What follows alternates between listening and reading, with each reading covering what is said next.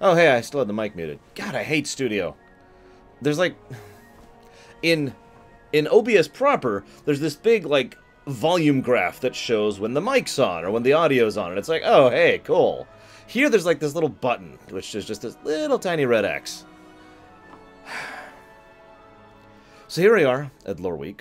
I actually wasn't going to do a Loreweek this week because, to be blunt, there's actually not a lot of news to talk about, and I figured we'd just kind of store up until next Loreweek when we'll be discussing E3, because E3 is going on right now, and we're barely into it. So for those curious, I am not going to be discussing any E3 stuff, because that's kind of what we have the E3 segments for, and it's not done yet. I am going to be discussing a couple of other things that aren't really related to E3. I have nowhere to put my phone. We'll put it right here for now. I do have a couple of brief things to discuss. First and foremost, I want to talk about the fact that it's... anyone remember last year? I know I said I wasn't going to talk about E3. I've talked so many times about presentation values, and it's funny because I'm so pathetically amateur and terrible in my own presentation values, mostly because I don't have access to resources or tools or a studio or anything like that. But presentation values do still matter. Just because I'm calling myself out too doesn't mean I can't also call out other people, right? Relevant point, there are several games at the EA presentation that were like, okay, you know, I'm at least kind of interested, and there were two games that, yeah, I might actually pick those up. You know, they're on my radar, like I said. But the presentation was terrible.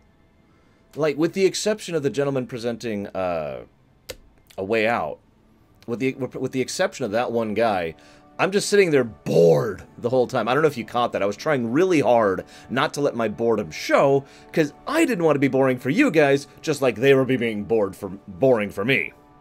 So I'm just sitting here like... Like, I could feel my brain just shutting down. We here...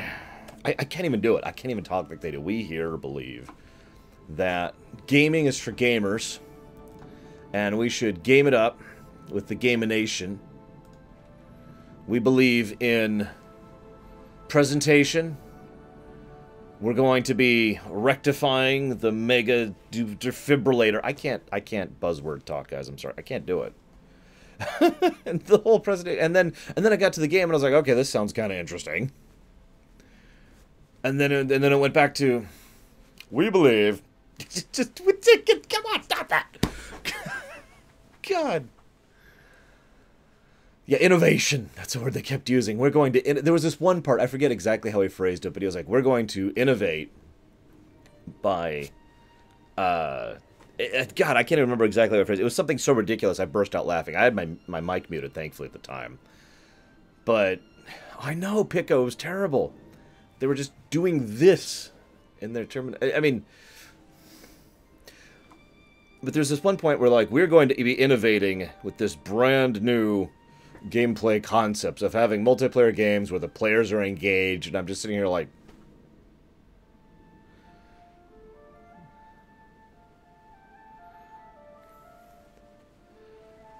Well, I know, Rory.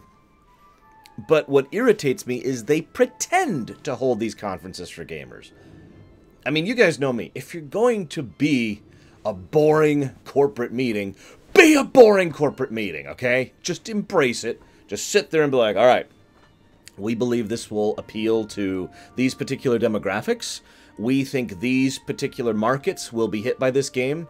This is the technology we're putting into it. This is the amount of budget and funding we're putting into it. We are expecting a return sometime in this particular quarter. We're hoping for it to be under these models, this business model. You know, just hit it. Just be a business meeting rather than hiring YouTube guys. Oh, that was another great thing. They hired the one YouTube dude to go up there. And... Hi, I'm YouTube personality Bob Bubsy. I don't remember his name. And stall. Like, he looked so awkward and uncomfortable up there. Not in a good way. Not in a, oh, that's cute way. More in a, what are you doing on stage, man, kind of a way. I mean, seriously. This is actually one reason I do prefer, at least have preferred in the past, the PC gaming show, because the PC gaming show tends to be a little bit more inclusive of being aimed towards gamers. Like they had Day 9 presenting it last year or the year before, I forget which. And Day 9's a geek, right? Like whether you like Day 9 or not, that's up to you and your opinion. But Day 9 is a geek, and he acted like it. And so it was a little bit more geared towards us, you know? By the way, I see geek in the positive sense, for those of you who don't know me.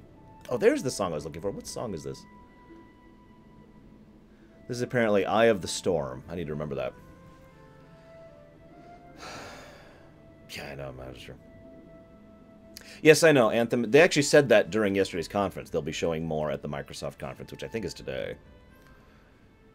Yeah, exactly, SJ. Ridiculous. Anywho, so that's probably enough preamble. Let's talk about a couple of things. Where's Raxaimus up? Whoop, whoop, nope, cancel. Never, Verthus! Okay, so I'm guessing you've never heard me explain why I shrink myself. There's actually two big reasons. First and foremost, you don't want to see me like this.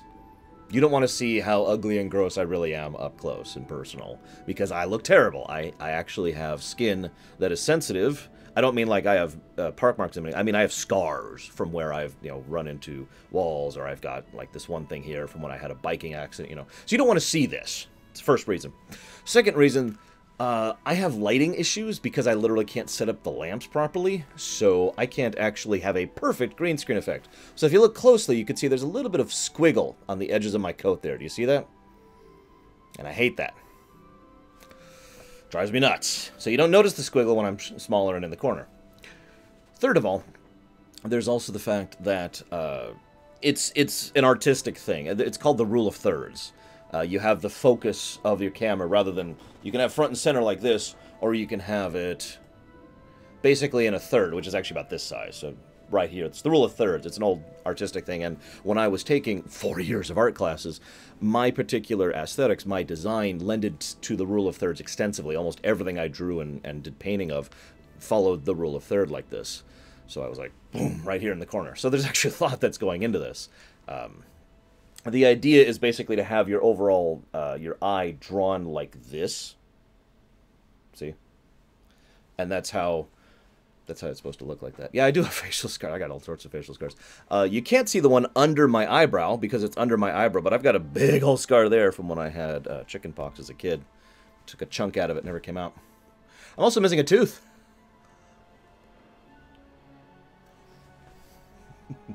Hi, I'm ugly. So that's why I don't do that. Anyways. So, where's my timestamp? 9 o'clock, or 9 ... Dissidia Next Tale is coming out. And Dissidia Next Tale is a game that is a Dissidia game that's coming out on the PS4, and to my knowledge, nothing else whatsoever. The Dissidia Tale thing, New Tale, excuse me.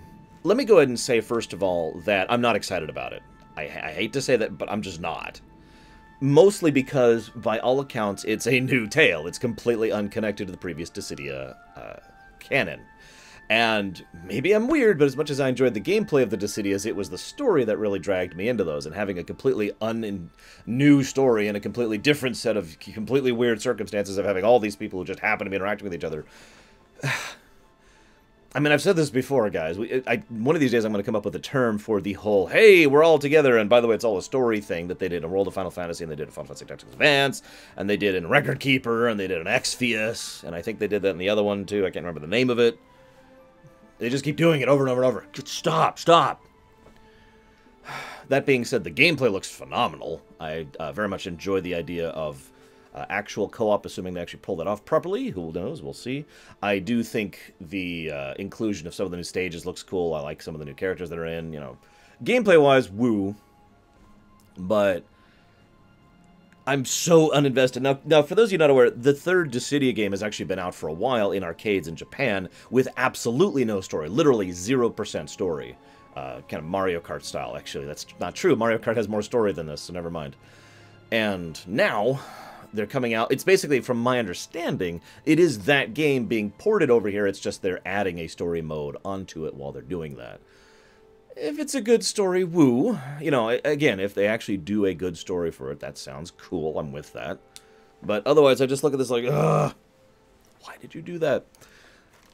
By the way, we're just going to be rapid-firing some of these news tidbits. So, be warned. Next thing to talk about. Of all the franchises that Telltale has put out, Minecraft is getting a Season 2. Now, if I'm not mistaken, the only other thing that's gotten a Season 2 or an extension of any kind was The Walking Dead. With good reason. The Walking Dead was wildly popular. We've even had a Season 3 Walking Dead. No, I didn't get woken up at 2 in the morning to go see it, Follow.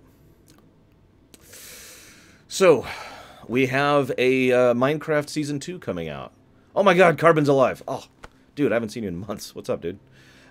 We have a Minecraft Season 2 coming out. Now, let me go ahead and say that while Minecraft Telltale was not my favorite of the Telltale games, I still liked it. It was still definitely a net positive. In fact, it was a big positive.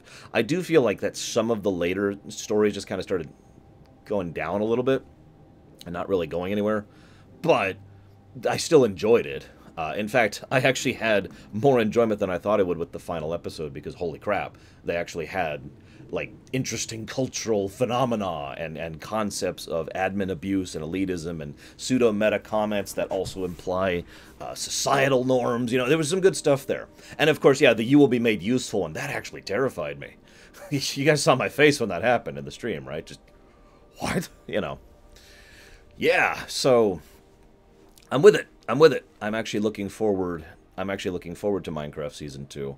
As long as we get our good friend Ivor being like, "To adventure!" Because if we don't get that, then is it really Minecraft Telltale? Next point. Sorry, I mean, actually, I do want to talk about one other thing really quick. Nice, Carbon. Well, I hope you've been enjoying yourself at least. Next point is still on Minecraft really quick. I would also be cool with a Wolf Among Us Season 2. And I'm totally down with that idea. I'm totally down with a Batman Season 2, and I'm totally down, of course, with Borderlands Season 2. For those of you not aware, Tales from the Borderlands is my personal favorite Telltale game by a big margin. It's way up there in the front. Everything else kind of bundles up on the 2 to 5 slot, but Borderlands is up there. But I wanted to say, not knowing exactly how Wolf Among Us ended, because I haven't read the comics, I'm not sure how open a Season 2 is available for that. Like, Walking Dead is easy to do Season 5 through 87, right? The whole point of The Walking Dead is it's all these different miniature tales within the concept of The Walking Dead. I mean, that's the whole premise of the series, right? So they can do all sorts of seasons there. They've got infinite options. Batman, again, since they're basically starting their own canon and their own mythos, they can do whatever they want with that and keep going with it forever, however long they want to. Especially since they already established well, I don't want to spoil too much, sorry, I just realized. They've already established launching points for more of a Batman thing. So they can keep doing that. I don't know if that applies to Wolf Among Us. I don't know if they have room to continue making stories within Wolf Among Us, or if they're doomed! Sorry. I know that, Leander. I'm aware of that. What I don't know is how Wolf Among Us ended. Because remember, one of the problems, I'd say arguably one of the only problems Wolf Among Us the game had, was that it was kind of limited in the fact that it had to lead into the comics. It had to get to the point where the comic started, right? They aren't, like, if they can keep going after the comics ended, that limitation goes away. I didn't spoil anything, Seemed. I just forgot myself for a second. What in the world? It's time for war! No war? No war. Okay. So, what I'm thinking is that if they actually continue Wolf Among Us, or either go in their own direction with it, or try to tell stories from the comics in it, or if they actually try to do a thing where maybe they could, I don't know, set it immediately after that, or maybe set it before, like when they're back, when they're initially escaping, that kind of a thing. I mean, you know, maybe they could do something with that. I don't know, but maybe... I don't know if there's room. That's really what this is coming down to. I don't know if there's room for them to go, God, this is so unnatural to do. I have to force myself to do this. I really have to force myself to do this. Anyways. Next point. Black Panther. So, let me go ahead and say a very controversial statement. There has been no... I don't have the tie. There has been no... Oh my god, we really are at war. Let's switch back up to, like, some more peaceful music here.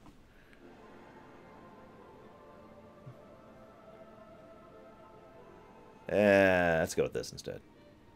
There we go. And now I'm having lighting effects. You see what I mean by this, guys? This whole green screen problem I have? So unprofessional. One of the things that I am... This is a controversial statement, is that I actually have liked all of the MCU movies thus far. Now, to be 100% clear, I don't really count The Incredible Hulk in that. Sorry. I don't. In just about every way, it does not feel or function as if it actually fits within the rest of the MCU. And from a production standpoint, it was not really intended to fit. Now, I know what you're saying. It has the post-credit scene and all that. But from a behind-the-scenes perspective, that was basically just kind of a, hey, let's toss it in there. Let's just toss this in, see what happens. And then they put out Iron Man, which was the one that they tossed in, having Tony Stark there. And then it was like, okay. And then Iron Man exploded. And then they started, and of course they had that little thing at the end there as an actual, like, okay, and here's the Avengers Initiative. And then, because of the popularity of it, they decided to go ahead and start establishing that, okay? Cool. However, if we are to include The Incredible Hulk, then I don't like that movie. I'm just going to be blunt. I don't. I have seen it about 1.5 times, and I don't want to see it again because it was crap. Moving on. Other than The Incredible Hulk, I've liked every MCU movie. Even Iron Man 2, which is a popcorn, brainless action flick, basically. In my opinion. Shoo. Black Panther. Cool.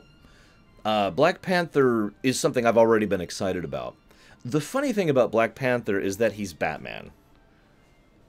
I don't mean that as an insult, by the way. The Black Panther, after they did their re-envisioning of him in the 80s or 90s, I actually don't remember when, he is Batman. But again, in a good way. He's the head of this mega amazing company, or excuse me, country, instead of Wayne Enterprises. He has all this incredible resources, technology, and money at his disposal, and he has an extremely calculating and precise mind that allows him to keep up with people that are frankly higher tier than him. Now, in the movies, he's got the vibranium thing going on. So that actually helps that out a little bit. But he is basically Batman. And I'm not saying that in a bad way.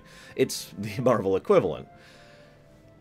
Now, I'm with that. I do actually like that. Ever since they did that with Black Panther, I actually have liked Black Panther as a character. So I'm with it. Cool. Also, for those of you not aware, in some aspects of continuity, because of course the Marvel comics are all over the place with continuity, Wakanda is actually the single most advanced place in the freaking world. The little hidden country they've got going on. It's okay, Scene. Take care.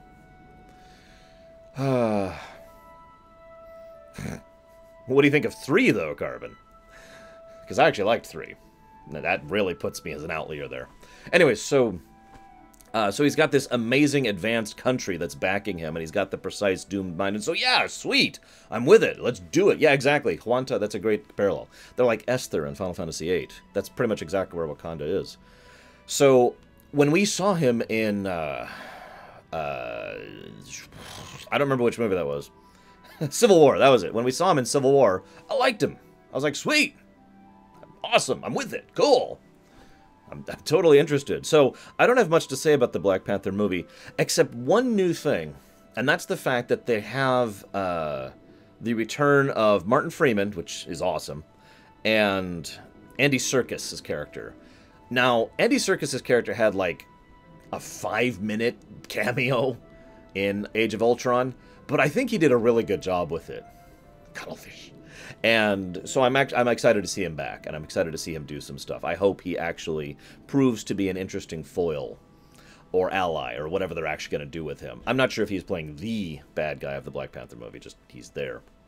Also, Forrest Whitaker is going to be in Black Panther, which is cool. I tend to like Forrest Whitaker as an actor, except when he's in Battlefield Earth.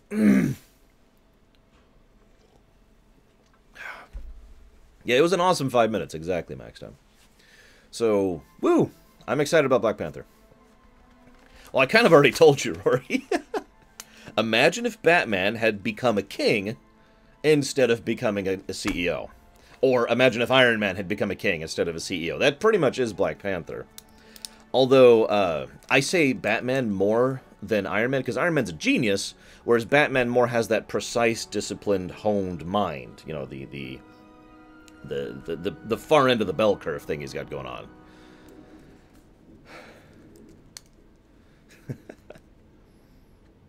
There's another cat in news? What are you talking about, Darkrai? There's no other cat. What are you talking about?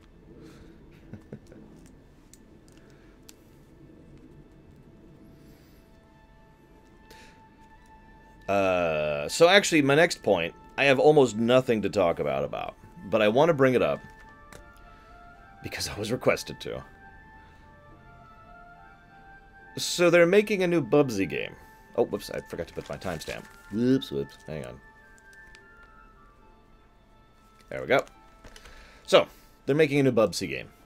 Now, I was never actually a fan of Bubsy, so I can't really comment in one of those, oh my god, it's a new Bubsy, woo! I'm not sure what to make of what I've seen, though. I've looked at the announcement and the release things, and I'm just looking at this like... Now, after Ukulele was a little bit on the disappointing side, I'm hesitant, and I have to admit, the cynic in me, the cynic in me looks at this and says, oh my god, are we making yet another freaking old property with new update thing? But then again, I look at that for a moment, I was like, you know what? If they do a proper remake of Bubsy, kind of like what they did with Ratchet and Clank. I mean, that was basically a reboot, is what it was. But it functioned as a proper remake of Ratchet and Clank 1. So I looked at that and I was like, maybe? Oh, Raxaimus is on. And he's off again. Well, that was fast. Never mind, Raxaimus is gone. Now, I got a lot of comments when I was on my rumination on the Ratchet and Clank remake, and a lot of people blasted me for saying it was better than the original. For those of you who don't remember, I did play the original for rumination, and then I played the new one. And I liked the new one better in every single way. I mean, there are certainly flaws with the new one, but the old one, I mean, granted, this is just my opinion, but I was a little surprised by that because, from my perspective, the new one hit it out of the park. The only real flaw, the major flaw I could say with the new one compared to the old one, was the fact that the new one was a little bit too short compared to the old one. But, I mean, maybe it's just me and my sensibilities, but I really had fun playing the new one. So basically, if they could pull that off with Bubsy, sweet! That's awesome! But I don't actually have much else to say about that, unfortunately. Bubsy, woo. Darkrai, and apparently it's a new game, so whatever. But still, same point actually applies equally. So Darkrai, as a fan of Bubsy, what are your impressions of the new one? Go!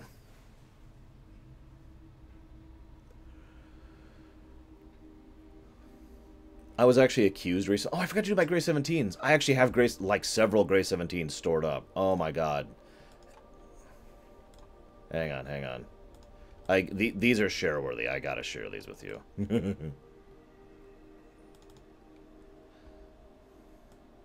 I know, Fallout. Trust me, I know.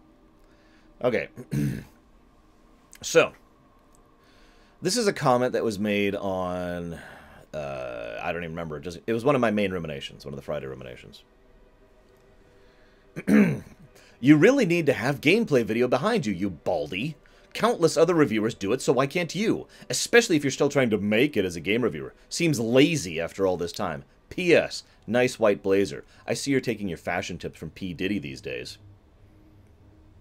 I had to ask who P. Diddy was. Sorry, I'm old. Next quote. Now, this is a fun one. Unfortunately, Lawrunner does tend to see every possible fault in Janeway, while making excuses for all of Chakotay's idiotic decisions. So he leaves himself open to this sort of allegation. The allegation being that I am anti-woman, by the way. For the record, I don't think he is sexist. I think he's often wrong, but he's not malicious. Oh, and Lawrunner doesn't seem to have much sympathy for people who've been worn down by stress. I think his humanity is deficient that way.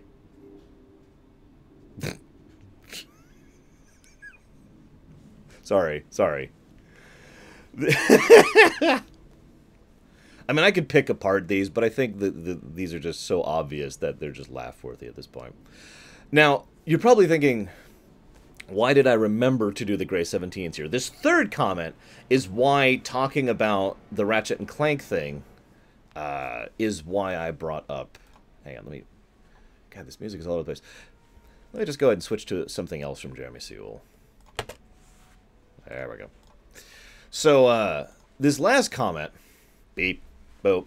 This last comment was what... I'm sorry. This last comment is what I wanted to share...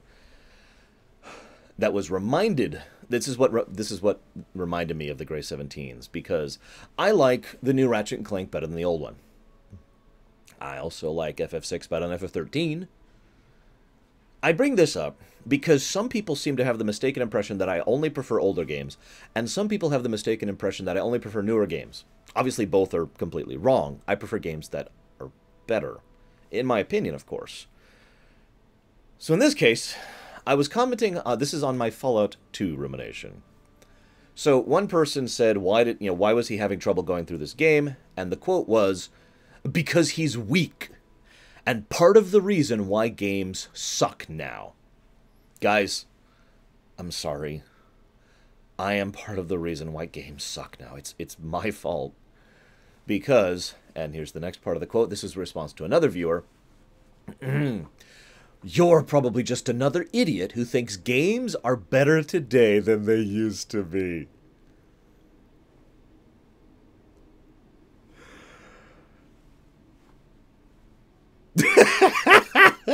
Yes, I'm also an Xbox fanboy, a PlayStation fanboy, a Nintendo fanboy, a Square. I am also a DC fanboy. Speaking of which, you ready for the next one?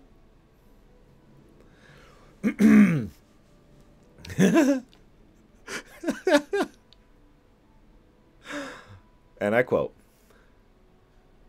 "What the hell are you thinking saying you liked Batman vs. Superman? Question mark, question mark." Now, I liked Batman vs. Superman even before the Director's Edition. I mentioned that during the Wonder Woman discussion. Shrug. Seriously, how boring it was, and the whole Clark versus Bruce having the same mother's name was a joke. I think you're Tobias towards DC and not thinking logically with this. I guess it means you love Superman 4 too. Question mark, question mark.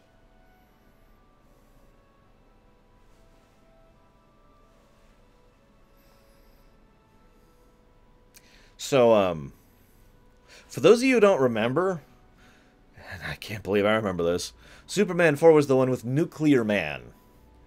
And the fingernails, and... You know what, I don't even want to talk about it anymore. So guys, apparently, in addition to being an Xbox fanboy, a Sony fanboy, a Nintendo fanboy, a Square Enix fanboy, a Blizzard fanboy, and a Final Fantasy fanboy, in reference to Square Enix, I am also apparently a DC fanboy! Yeah! Guys, I am a fanboy of the people. In other words, of everything. Nuclear Man. Oh my god. So, you sure, Raxaimus, you can't actually, like, make it work?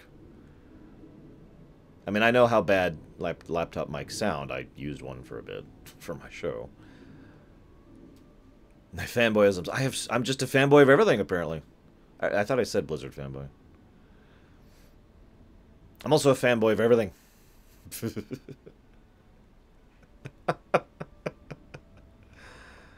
Okay.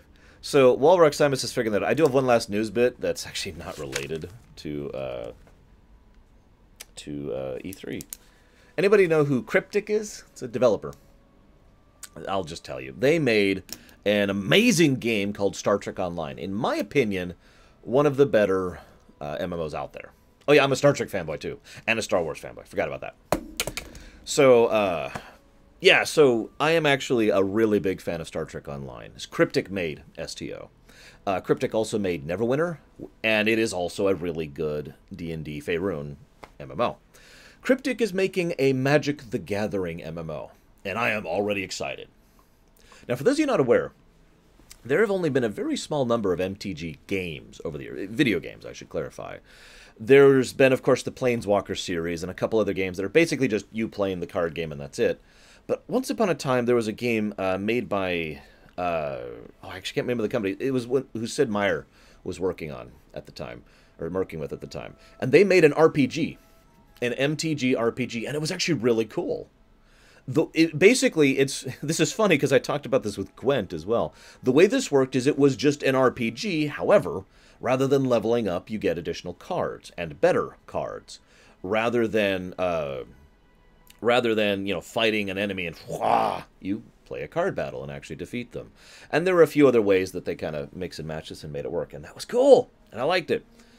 Now, it's kind of an old game, but it was good. So, first of all, the idea of an MTG RPG sounds awesome to me. For those of you not aware, MTG actually has quite a bit of lore going into it. For a while there, just about every single one of their expansions was part of an overall arc, all the way going back to the Phyrexians and up to the Mirrodin block. I didn't pay attention after that, but all of that was actually one cohesive plot arc. It kind of went across planes because that's how that works, but it was one overall story, and it was awesome. So the idea of MTG going into an MMO format, I'm at least tangentially excited just because of MTG and MMO. The fact of them trying to do that with Cryptic, who I'm already in favor of because I've seen 2 of their MMOs which are great, yeah. The only downside here, and the only thing that makes me hesitant is this means Cryptic will be supporting 3 MMOs at once. Not sure what I think about that. I'm not sure how divest their teams are at the moment. But I am at least hopeful on this one. This is one of those things where it's like, oh, please be good. Please be good, please. Please. Please. No? Okay. Yeah, like I said, I kind of fell off of MTG after the Japanese one. I forget what it was, but it was the one that happened right after Mirrodin block. I know, Fallout. I know. That's true, Inquisitor. God, wait. Where is it? My God, guys, it's beautiful. It's glorious. Don't ask why I have a rock on my table. Anyways. Sure, Raxaimus. I'm down with that. Let me play a video for you guys first. Kamigawa. That was it. Thank you. I actually got a few cards from Kamigawa. Okay, so I'm actually going to close this. And I'm going to shut up. I'm going to show a video really quick. This is a video from Raxaimus about E3. I'm even going to go ahead and make a little timestamp here about this. Never Fallout. It was a gift from my niece. It was actually... Okay, you guys really want to hear this?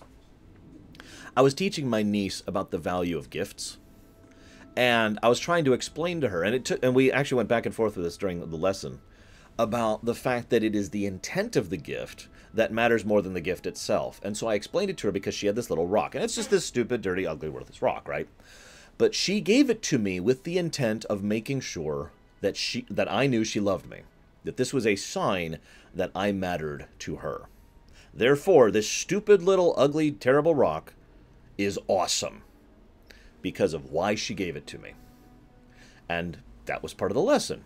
So I keep this rock on my desk because she gave it to me because she loves me. And that's your answer. Now,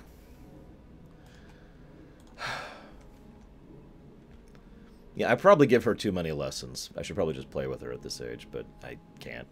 I need to get her ready for the world. I've seen too much of the world. Okay, so I don't know who this weirdo is back here. But I am going to get rid of the music, and I'm going to put this up. And we're going to push you to the front here, Rox. Except he calls himself Rax. I just got to say, I love how I keep calling him Rox, and he keeps calling himself Rax. I have weird problems pronouncing A's, so what do you want from me? Moving on. Hello everyone, Rax here. Today I wanted to go ahead and talk about a topic which you might be interested in, as well as ask for your input on something rather important. About 4 hours from now, I'll be traveling to Los Angeles in order to attend the Kingdom Hearts Orchestra World Tour, as well as E3 2017. You may be aware that E3 has been open to the public this year, allowing anyone who was willing to pay for a pass and now make the trip to attend. Despite this, I've actually been given the great privilege of attending E3 as a representative for KH13.com, a Kingdom Hearts fan site which I write news articles for. As journalists, my colleague Tuminator and I have been tasked with gathering information regarding any appearances of the Kingdom Hearts series at the event, be that in the form of trailers, or interviews, or even playable demos. Now, as you can see, I'll be bringing a camcorder with me to the event in order to cover information about said material. However, though I'm solely obligated to cover Kingdom Hearts, there's a chance that the series won't make an appearance. I'll just let that comment sit there for irony's sake, with the advantage of hindsight. I'll put it that way. This leaves me with a lot of free time on my hands, and as with any vacation, I want to have fun. Naturally, this means playing and covering games which I don't necessarily have a professional affiliation with. For instance, many of you probably have already seen the Dissidia Final Fantasy NT trailer, no doubt discussed earlier in this Loreweek. Maybe, I don't know. Maybe this came before. Who knows? Anyway, Dissidia Final Fantasy NT is confirmed to be playable at the event. And as a huge fan of Final Fantasy, you can bet I'll be all over that. The same could be said for many other games and many other series which I'm already a fan of or which may catch my interest while I'm there. That being said, though my tastes are widely varied, they aren't necessarily all-encompassing when it comes to, well, any media really, and that includes games. However, as I'm able to personally interact with this community, I want you to let me know what you're interested in having me cover. I'll be accepting your input all week, starting today and going until the end of the event on Thursday. I'll be keeping my eye on the chat of this Loreweek, the comments on the Loreweek's YouTube upload, as well as the comments on our Discord server. Though I ask if you do that, that you please tag me within our E3 2017 channel if you see something you'd like me to cover. It's just easier for me to keep track of that way. Sometime soon, after I return home, I'll actually release a vlog showcasing footage from my entire vacation, both regarding the Kingdom Hearts Orchestra as well as E3 itself. In addition, during the Loreweek of June 18th, approximately 1 week from this particular stream, I'll be joining Lore for a live discussion in order to let you know my impressions of both events. I hope you guys are looking forward to something like that, and I hope that you appreciate this unique spin on this year's E3. So without further ado, I will see you around, and I look forward to seeing your comments.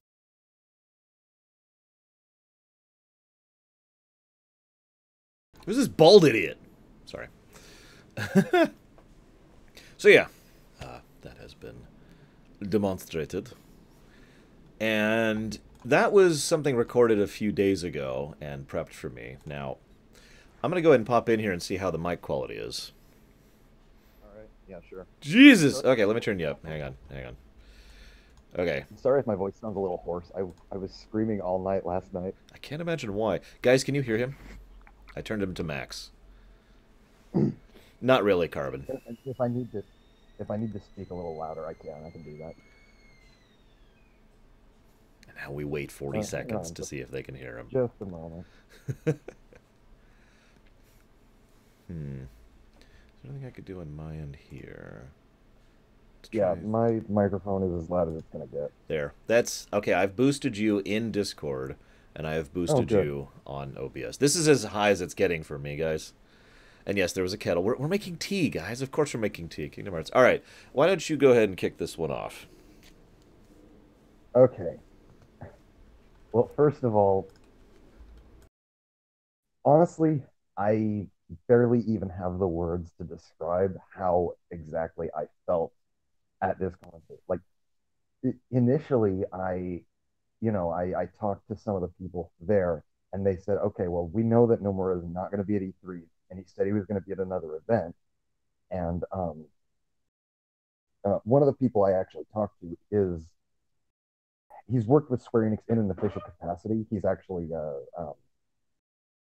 he's one of the oldest members of the community in that regard. But I talked to him, and he said to me,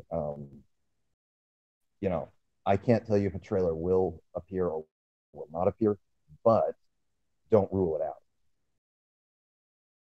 So basically, what happened was they went ahead, did the performance, they did the intermission, they did the second half of the performance, and I was actually hyping up the very last song for uh, the friend of mine who came with me because he didn't know that Yoko Shimomura was going to be playing the piano uh, during Fantasia alla Marcia. But I was like screaming and stuff like that. But then Nomura comes out afterwards, and I wasn't expecting it. I thought maybe in the back of my mind, okay, they might, but I sincerely doubt it. That would be really, really it would be really unlikely, in my opinion. And then it happened. And at first, he says, I can't necessarily reveal any new information, blah blah blah blah blah. But I'd love to thank you for coming out here and for your continued support on the series. The fans have always meant a lot to me. So he walks off stage as if like that's all he has to say. The lights don't come back up. So immediately, my brain picks up that there's something going on. It sounds like, if I He, could punch in really quick, that sounds like when they announced StarCraft 2, actually. Same kind of thing. yeah, it's actually quite similar to that. Yeah, quite similar to the StarCraft 2 announcement. Um, so, hey, Joey, can you give me a glass of water? Yeah, thanks. Um, so, uh, Nomura, Shimomura, everyone comes out. Their translators come out, and Shimomura was actually speaking a little bit English, so Nomura was poking fun at that. But he says in Japanese, oh, and we have a video for all of you.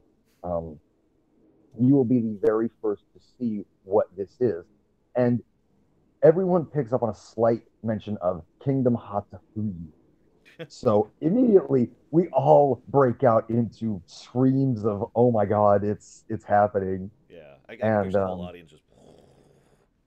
yeah, so I don't know if I haven't actually watched the trailer on YouTube yet, but what happened in the orchestra was the actual, the orchestra started playing "Wave of Darkness," the song. So uh, during the actual trailer, we didn't really have any sound in terms of like sound effects during the trailer. Hmm. So I thought, okay, well, this isn't going to be a story trailer. They're just going to show a whole bunch of gameplay clips with this music playing because there's no sound. Yeah. And then, have you seen the trailer, by the Yes, way? I have. Okay. I've seen And the then YouTube trailer. I don't know if it's the and the same one. lessons start talking, and I'm like, wait a second. Oh God, we have new story details. I can't possibly because we had no idea that this was going up to YouTube at the time until it ended. Hmm. But Everyone quickly picks out their phone. Quick, quick. but like I was just trying to I had my phone out and I was talking to KH13 and I said to them, all caps, Nomura is here. And then like 30 seconds later, and a trailer, and then more info at D23, new world, new trailer, and specifically the date.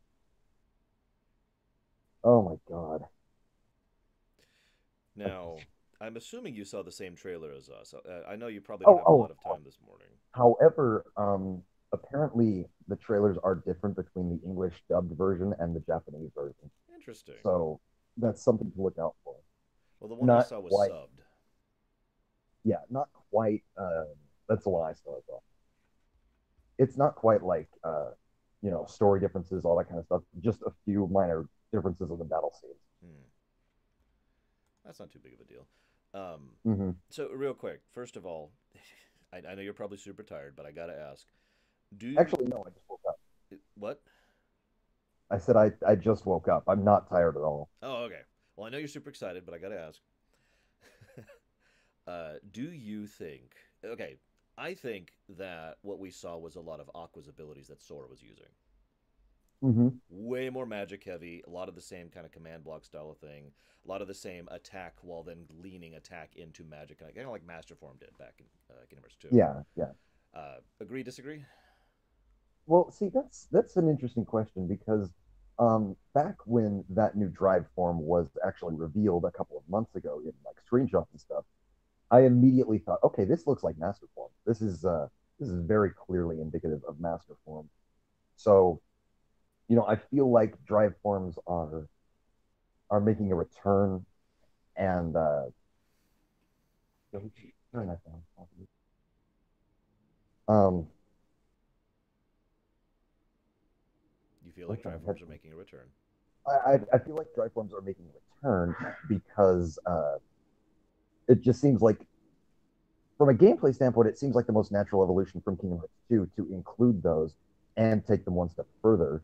From a story standpoint, it feels like, Sora is not only regaining his abilities, but also perhaps gaining the abilities of his comrades, as you said. Hmm. And as Fallout points out, and I was going to point this out as well, I'm sure you noticed that he uses an ability that Data Sora, excuse me, Yes, Data yes, Roxas I saw uses. that. I actually saw that.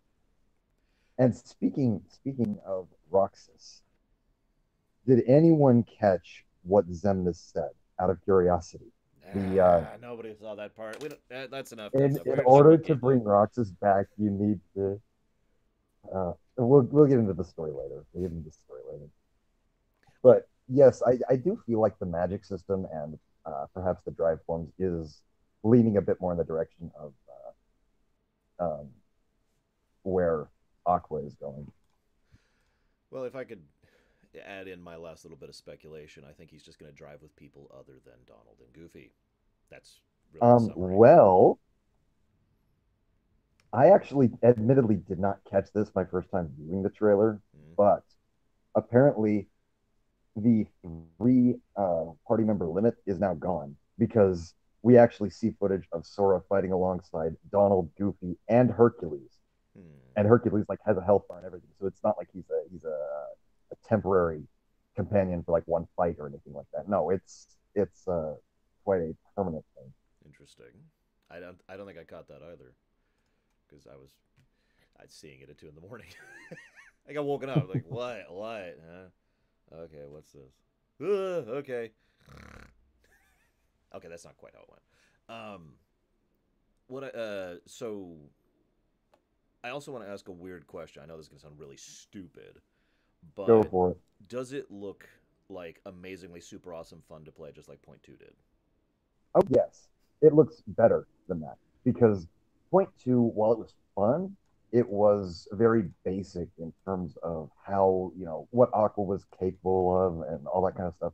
But Hmm. Sora, he's got the basics down, but then they've also added to that. They've added the drive forms, they've added the Disneyland attraction summon things, they've added combination attacks with party members, that kind of stuff. Yeah. Okay. Cool. So yeah, I actually think it looks better than Point Two in terms of both graphics and gameplay. I actually happen to agree with you on both points. Black box. What is it? What do you think? Oh God. Okay, so now you want to get the story, I suppose. It's Um, me. What do you want from me? yes, yes, I know. Well, I'm glad they're starting to actually really hammer home the Kingdom Hearts key connections to Kingdom Hearts 3. Hmm. Uh, Called it, by the way. I knew they were going to bring that back, and I knew they were going to No, bring it back in no full. argument. No argument.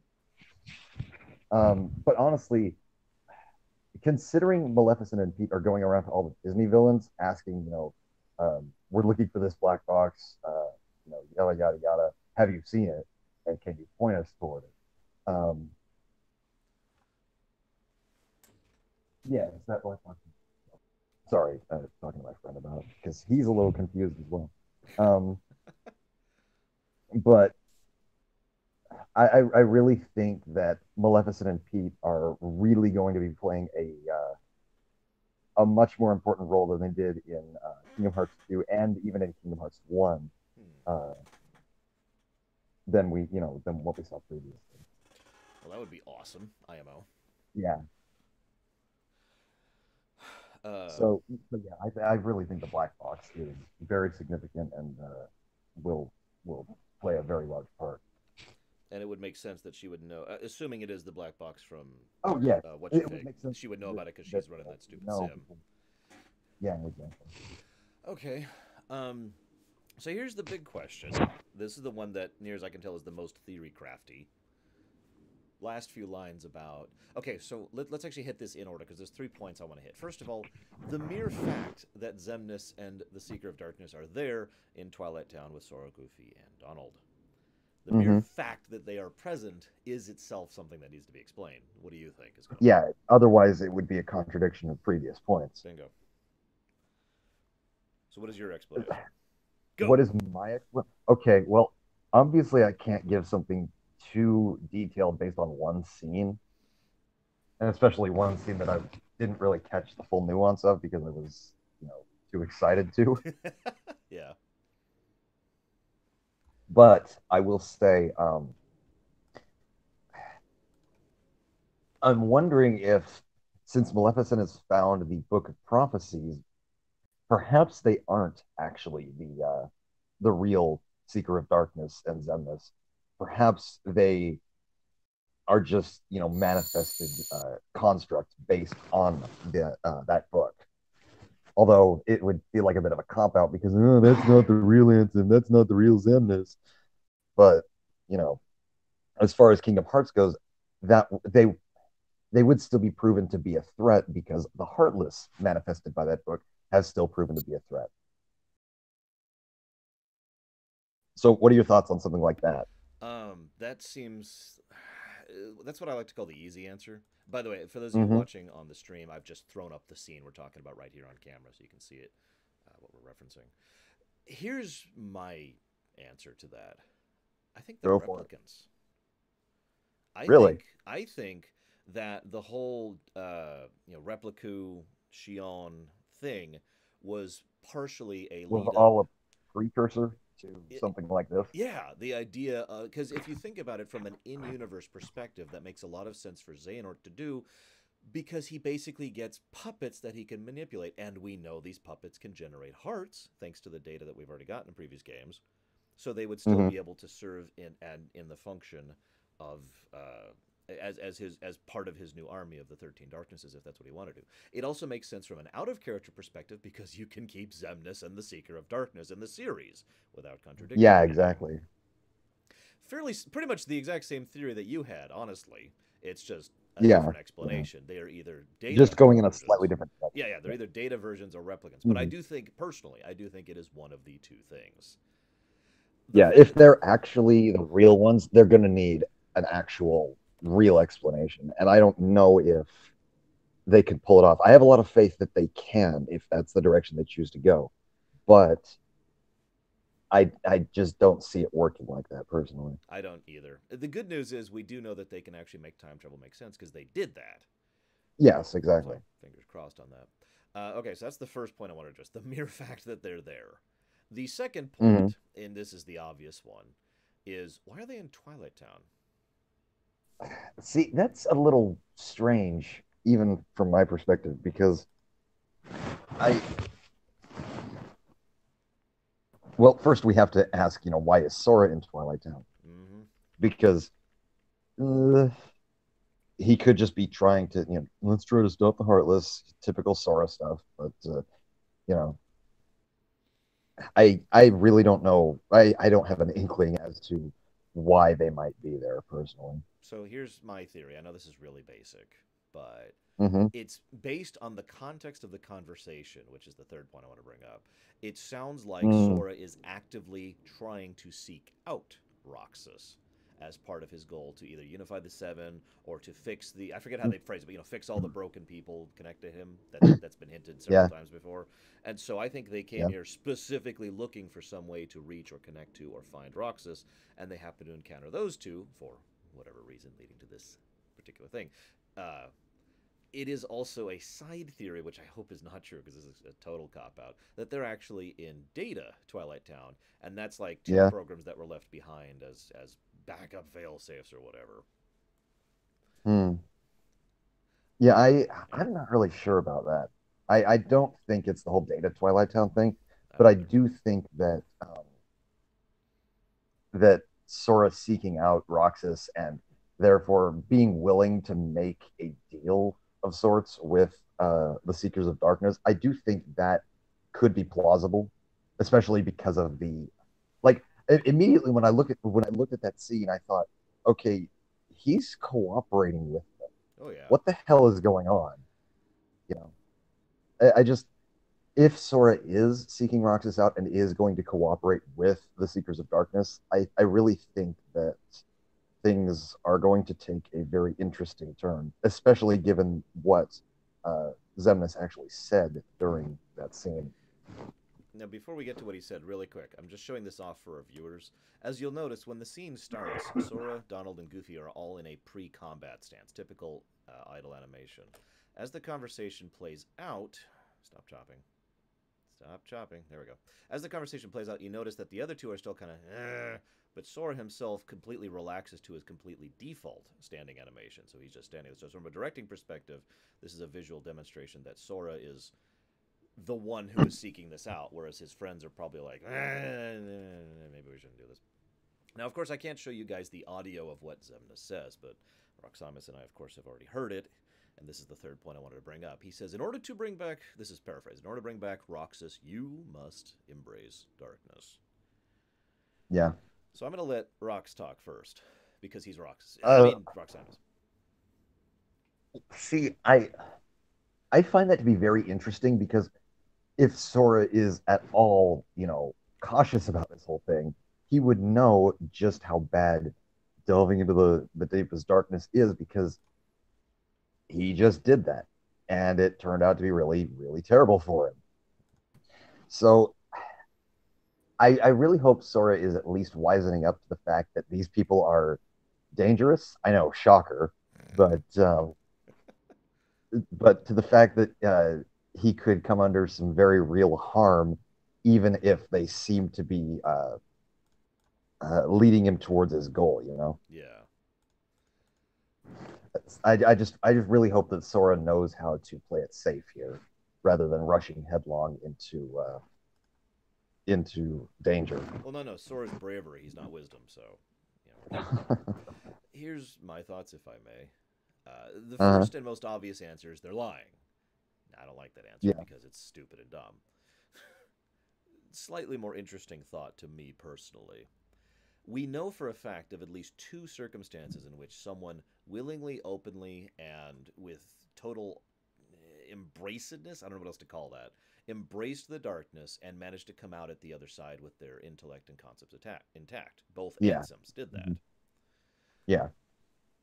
If they legitimately want Roxas back, what they may need is for him to become a nobody again, and if they want him to not become a Heartless, a standard Heartless in the process, he may Yeah. have to become a free-willed Heartless in the process. He may have to literally replicate the Seeker of Darkness's trick, and that may be Yeah. what Zemnis is referring to.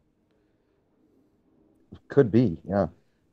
Also, I love Goofy's Panther. Also, It's great. bright side, I would figure it's rather obvious because Roxas, before he went rogue, Roxas was one of the most capable members of the organization. Oh, yeah. And he would, they even said as much in Dream Drop Distance. Roxas, now there was a capable vessel. There was someone who we really wanted under our fold.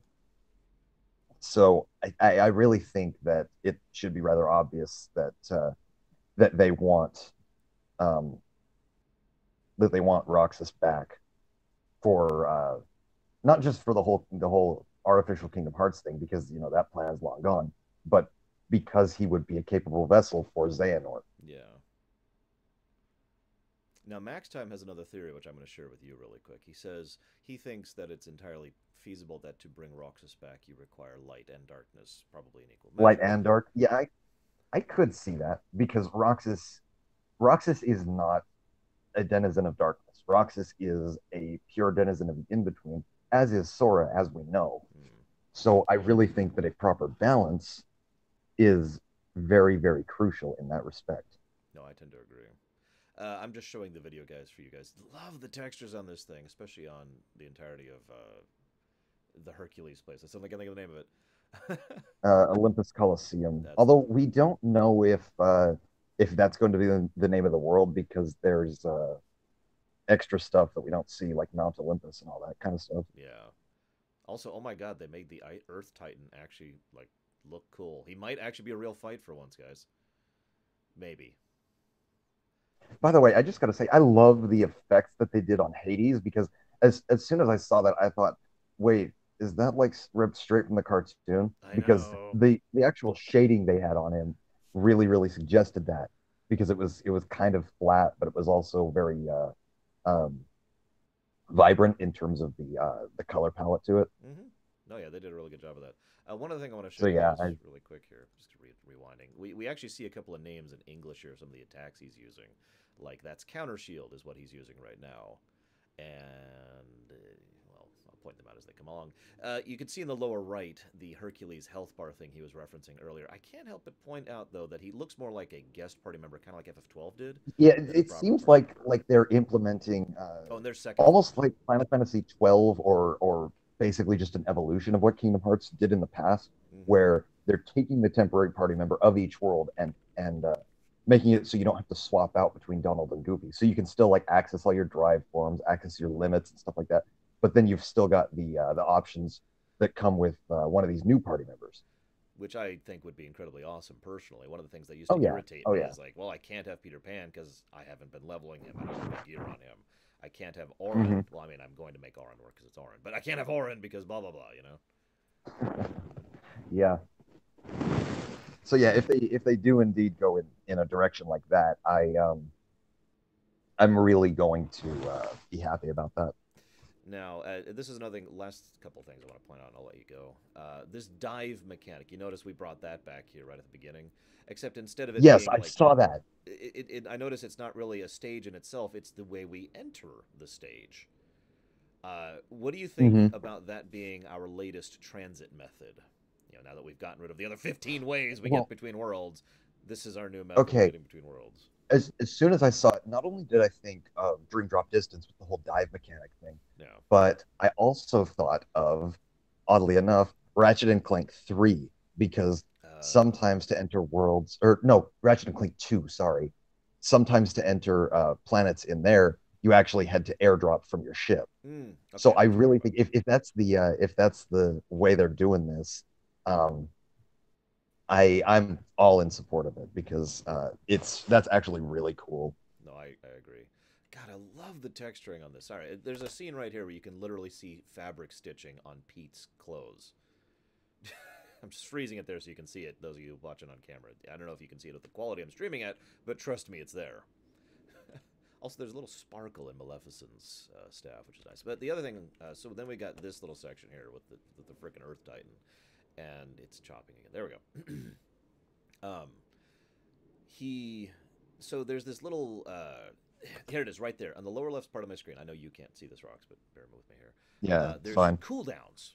There's like 20 seconds remaining, and then there's like a little bar that's shrinking down. 17 seconds remaining, 13.2 seconds remaining, 21.1, 5.3. Obviously, it's in Japanese. I have no idea what that means, what is being said over there. But I wonder if we're going back to a different method of resources, kind of like we did in Birth by Sleep, where everything is basically just on cooldowns. Now, by saying that, though, I have to acknowledge that we still have an MP bar. I'm looking at it right there. So, what do you think is up with these cooldowns? Okay, well, I didn't get a good look at them in the trailer itself, and I don't actually have it pulled up in front of me right now. But do they look like the cooldowns for the mega spells in 0.2? Oh, that's a good question. I don't remember what those look like off the top of my head. Hang on. They're green bars above the command menu They are green that bars with slowly. purple. Well, actually, okay, they're green outlines with purple inner. bars. Okay, yeah, those are exactly like what 0.2 did. And okay, Proga's telling me he can read the Japanese apparently. That says Eroga, that says Hiroga, Firaga, okay, Zaja. all right. So yeah, it looks like it's basically one to one. Take it from 0.2, stick it into Kingdom Hearts 3, which I'm in favor of. I really like those kinds of spells Agreed. Agreed completely. in 0.2 because it really forced me to okay, well I want to do two Blizzard spells and a fire spell in order to have access to both of these commands. So yeah, I really think that something like that, um, not only will it allow for more variety, but it will encourage more strategic play, which I'm always in favor of. Yeah, agreed completely. I just noticed that the Earth Titan only has 2 health bars. No, Well, that's going to be an easy boss, yeah, maybe. no I don't kidding. know. Well, I mean, just reaching him seems to be the hard part. Like, there's this whole section where you have to go Yeah, all the way up the yeah, mountain just to even be able to hit him a couple times. And he's doing no yeah. damage. He's literally done about, I'd say 3 pixels of damage to him here. Hmm. But anyways, It, it looks like that's going to be basically the first boss of the game because we know Olympus Coliseum is the first world, oh yeah. and a health bar like that, I also have to say that I'm glad that the only stuff they've really shown is pretty much from the first world thus far, with the sole exception. Yeah, I mean, that I mean, in actually, this trailer, I should clarify, in this trailer. that actually makes me very interested in something. You remember when we got the 0.2 trailer or the Kingdom Hearts 2.8 trailer back in 2016, back when they first showed gameplay? Mm-hmm. Well, they only showed, um, at least as far as I'm aware, they only showed the Cinderella world, and that was the only part that was playable at E3. Okay. And I'm pretty sure you know exactly where I'm going with this. Yeah, I think I get I'm it. hoping that there's a playable demo of Olympus Coliseum at E3, and if there is, yes, I will be getting footage. That would be really cool. Hang on, guys, hang on. I keep being told by 700,000 people, roughly, that there is a To version put on of the English trailer, or English. no, there is no English trailer. Oh my god, seriously? There it is. Wow. So there's Counter Shield, which is apparently a cooldown just like everything else. But that makes sense. That's the command form thing again, straight out of Birth by Sleep. Yeah, Whoops, wrong yeah. button, wrong button. There we go. And we'll just skip ahead a little bit to that section where we were looking at all that stuff. Whoops, I went past it. Sorry. Wait, what do you mean, scene? There's no playable items at or playable gameplay at E3? I beg to differ in terms of like games as a whole, because I know there's playable games. It's just we didn't really know that there was going to be a playable demo of 0.2 either when we first went in and saw that. Yeah. And of course, we So, also. anything could happen at this point. I was going to say, with the exception of the Extreme Hopist, I don't think anybody was actually expecting anything out of this E3 with regards to Kingdom Hearts aside from, hey, we're still working on it. Yeah. It's still Like, there. honestly, like I expected maybe just an announcement during Square Enix's stream. I didn't expect something like this, especially, the fact that, well, we're right, it's not at E3. Um, but, we've got something infinitely better now. Yeah. Don't worry, we'll hear more at the Microsoft conference, guys. Oh wait, that's BioWare. Sorry.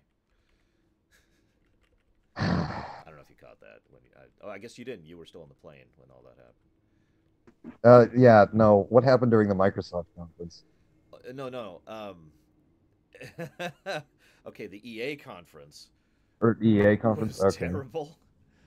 Some cool stuff Really? shown, but terrible. But they're like, here's the new BioWare RP or IP, excuse Mm-hmm. me, and it's like, "Bwong, Inception sounds. Bwong, we need to be behind the Yeah. wall. Bwong, and then we'll hear more at the Microsoft conference. Yeah. It was like 15 Anyway, seconds. all I will say about this at E3 is number one, keep an eye on Sony's conference because obviously, and number two, definitely keep an eye on Square Enix over the coming week because they, you know, not only will they have a trailer showcase, so they'll probably be showing this again. They probably will have a few extra things to talk about during their conference.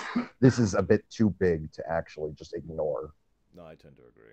We'll see what they do. Of course, we do know they're going to do the announcement at July 14th or 15th, whatever it is. So, Yeah. Which sucks, but whatever. Anything else to add? Yeah, whatever. I don't have anything else to add, really. I will be talking more in depth about both my experiences at the concert and over the next week once I get back home. So, as far as Kingdom Hearts 3 goes, yeah, I don't really have anything much to add. Awesome. Okay, well, as ever, thank you for joining me, despite the mic quality. Yes, by the way, guys, I turned my mic down so I wouldn't overpower him. In case you're wondering why Thank I've been you. a little quiet. Much appreciated. I wish I'd brought in my Blue Yeti because I would have gone ahead and set that up. That's all good. We didn't Oh really well. expect this, did we? Yeah, no, we didn't. So last thing, real quick. Anybody, of course, as Raxaimus' earlier video showcase, I'm going to turn myself back up now. Anybody who saw the earlier video, if there's anything you would like him to go look at or glance at or play at or otherwise have fun with at E3, please feel free to let him know. We have something in our Discord specifically for E3 2017. He'll be watching the chat for a little bit. He might be watching the comments in the video, which I'm actually going to upload earlier than I usually do. Literally right as soon as I finish this off, I'm going to upload it just to make sure it gets out there quickly. Let him know. Yeah, you already know what I want you to look at. Oh, of course, of course. You wanted me to look at Super Mario Odyssey, right? Yes, and Dissidia, Yeah. but I mean, of course you're going to look at Dissidia. I don't have to ask you to do that. Come on, man. And yes, I'm actually interested myself in Super Mario Odyssey, Awesome. even though I don't own a Switch yet. So. Also, I've got one quick request right now. If they have anything for Mountain Blade 2 Bannerlord, which would probably be at the Yep, PC show. I saw that. Yeah. Okay. Okay. I'll take a look. I'll be sure to number one put that in my phone so I know, look at this, and I'll be on the lookout once I get on the show floor. Okay. Awesome. I'm gonna go ahead and pop off here and get ready for my own chill run setup for I think And I need to Microsoft get is ready next. for the other concert that I'm going to. I need to, yeah. Well, have fun at the other concert, So- and Yeah, and now I'll actually be meeting Yoko Shimomura, so Woo! I'm looking forward to that immensely. did you already get the thing where you sign autograph? Did you already get the autograph? No, I didn't get the autograph at all. I only had standard tickets yesterday, so basically I didn't get to meet Shimomura at all. It sucks, but oh well. Yeah. Fingers crossed. Today's the day. Fingers crossed. Yep. So have fun, dude. Anyway, yeah, see you around. See ya. I gotta figure out how to leave this channel. I don't really do this much. How do I? There we go. Okay, sorry.